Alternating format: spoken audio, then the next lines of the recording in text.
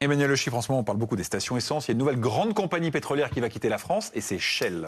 Oui, vous ne trouverez sans doute bientôt plus sur vos routes les stations surmontées du célèbre logo jaune et rouge en forme de coquille Saint-Jacques.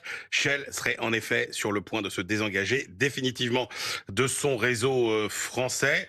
Et ça n'est pas la seule grande compagnie pétrolière à quitter la France, puisque depuis 2023, vous avez vu disparaître par exemple les stations BP qui Il n'y a n'existent plus de plus. BP? Il n'y a plus de BP.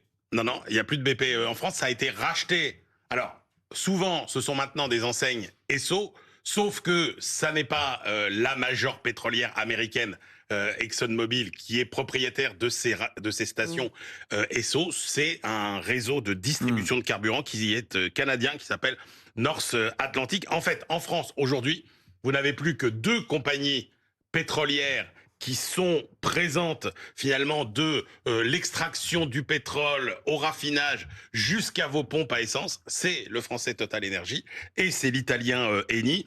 Et si toutes ces majeures pétrolières ont abandonné finalement la distribution, parce que en France, notamment, c'est une activité qui est trop compliquée sur le plan réglementaire par rapport à la rentabilité que ça représente. Et nous, mais qu'est-ce que ça va changer pour nous, automobilistes?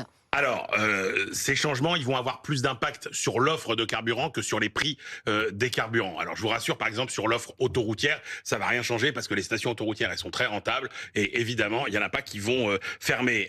Les campagnes, ça changera rien non plus parce que les grandes majors, ça fait longtemps qu'elles ont déserté les campagnes. En revanche, il y a des stations qui pourraient fermer à la périphérie des villes, autour des rocades notamment.